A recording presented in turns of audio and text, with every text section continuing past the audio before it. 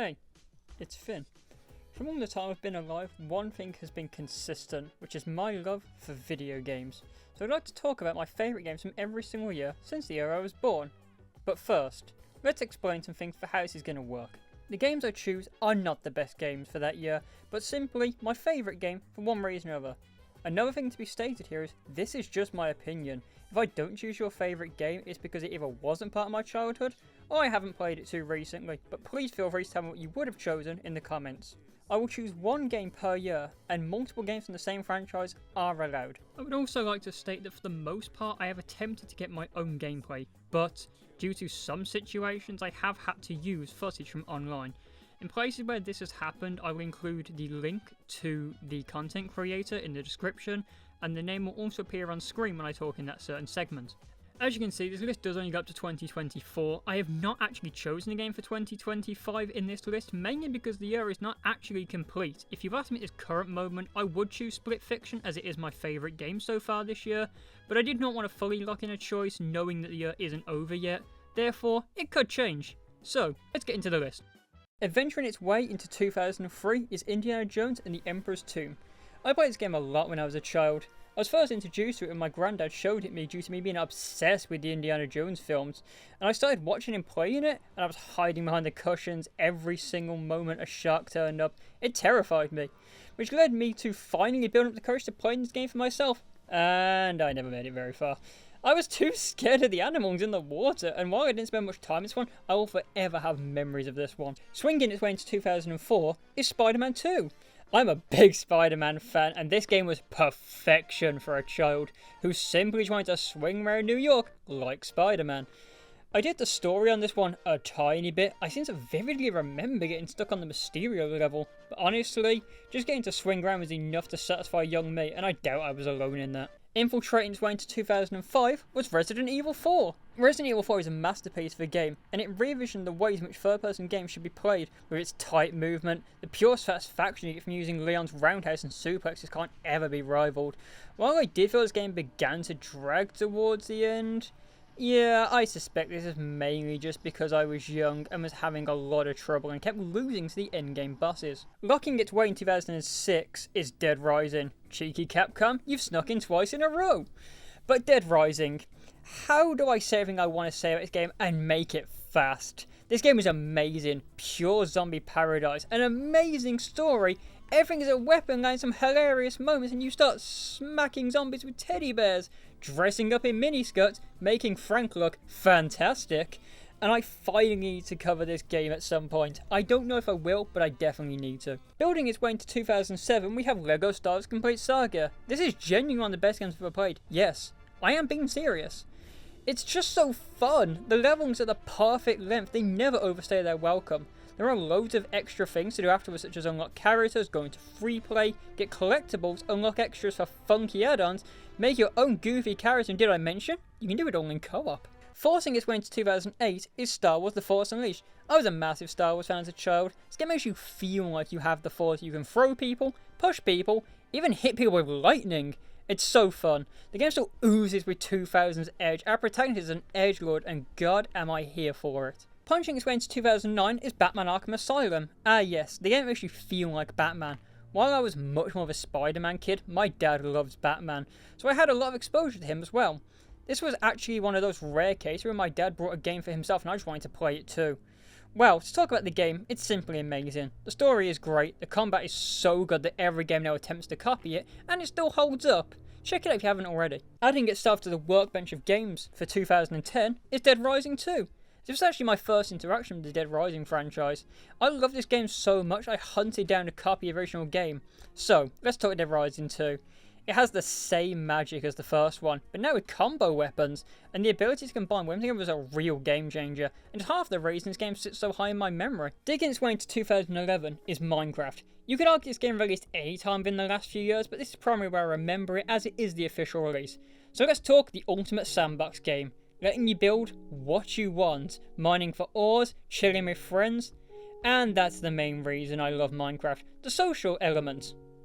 In the excitement of just playing with them, going on adventures, showing off your builds, I recently had an experience with Minecraft which reignited my love for it, and it made a flood of memories pour forward, cementing its spot on this list. Loading its way into 2012 is Call of Duty Black Ops 2. Speaking of memories, this is why this game is on the list. While the game itself is amazing, a fun multiplayer, the second best zombies in my opinion, it's the memories I have of window warring on Nuketown, solving Easter eggs at 2 AM that cement this game on this list. Crushing its way into 2013 is GTA 5, also known as Grand Theft Auto 5. The infamous game of 2013. There's no way I couldn't have put this game on the list. I remember the pure excitement when I was allowed to get this game just unexpectedly. Even with the online not launching straight away, the amazing story was enough to hold me over. Firmly planting its way into 2014 is Plants vs Zombies Garden Warfare. Believe it or not, this was my first game in the PvZ series. While I did know of the original game, I hadn't played it. So yeah, let's talk this game. The game was amazing. It tackled the hero shooter genre perfectly. Great PvP, amazing PvE, and of course the ability to customize character is what planted this game in my 2014 slot. Jumping its way into 2015 is Call of Duty Black Ops 3. You may scoff at this being the second Call of Duty game on this list, but the game was one of my most played games for years. And the gunplay is so good. The campaign had the potential to be really boring, but it had co-op, which genuinely made it one of my favourite COD games just for how fun it was. This game has the best zombies out of all the Call of Duty games. You can't argue with me on that. The multiplayer was so smooth, and I've got to be honest, I enjoyed supply drops. They kept me coming back to the game, which now I think about it, sounds like I gave a gambling addiction to a child. Locking its place in 2016 is Overwatch. This game sits in a very weird place, as I loved Overwatch 1. It was amazing. The fun I had playing the game could never be rivaled. I still think about the late night competitive grind sessions, looking forward to the new events coming out, knowing I could unlock everything by just playing with my friends. Overwatch 1 will forever hold a place in my heart, but you can't play it anymore. It was abandoned, replaced by the cash grab that is Overwatch 2. It walks around in the remains of the first game. God, I wish everyone could experience Overwatch 1 in its prime, but you can't anymore. Jumping its way into 2017 is Super Mario Odyssey. This game is amazing. I never owned a major Nintendo system growing up, outside the DS, so playing this game was something special as I got hit with the Nintendo magic for the first time in my life. The game is just simple fun. That's all it needed to be. It's just pure fun and whimsy. What is this game but amazing music, amazing gameplay? Please, just play the game. It's so good. Zipping its way into 2018 is Marvel's Spider-Man. After years of having no Spider-Man games, they hit it out the park with this one. It was the perfect representation of the web slinger. The combat, while very similar to that found in the Arkham games, translates very well into this game. The variety of suits on offer was enough to make any Spider-Man fan do a little jiggle. The only issue I have with this game would be the stealth segments, where you aren't playing as Spider-Man. Why would I not want to play as Spider-Man in a Spider-Man game? Well, if you haven't played this game, I recommend you check it out, and if you're a fan of disappointment, check out the sequel. Biting its way into 2019, it's Resident Evil 2. Resident Evil 2's remake is what I think of when somebody says the perfect reimagining. As a remake of a game, it fails, but by itself, it's genuinely one of the best horror games of the last decade.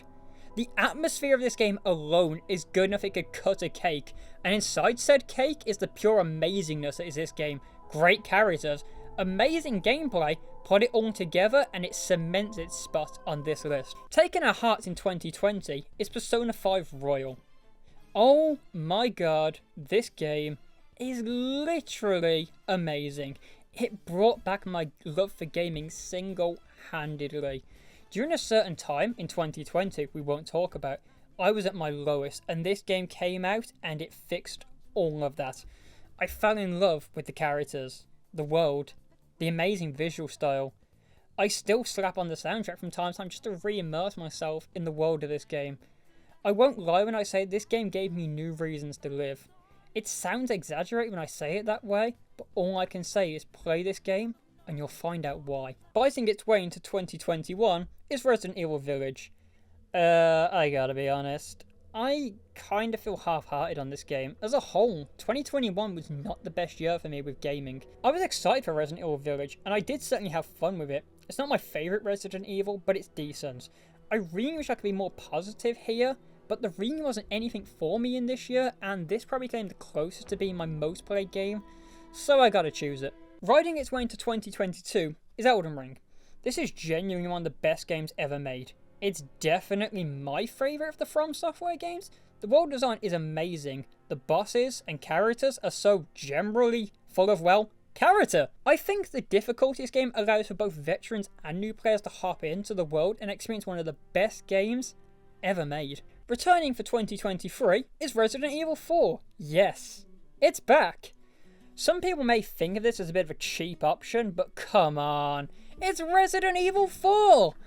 The original was amazing, and now it's looking shiny and glamorous. This version, despite cutting some content from the original, feels way better paced to me, and the undated control scheme somehow makes this game feel like the original, with roundhouses and suplexes returning, but with a new coat of paint allowing me to feel yet again like the badass that Leon is. And awakening its spot in 2024 is Persona 3 Reload. This was genuinely the hardest spot to choose. This year was stacked with amazing games.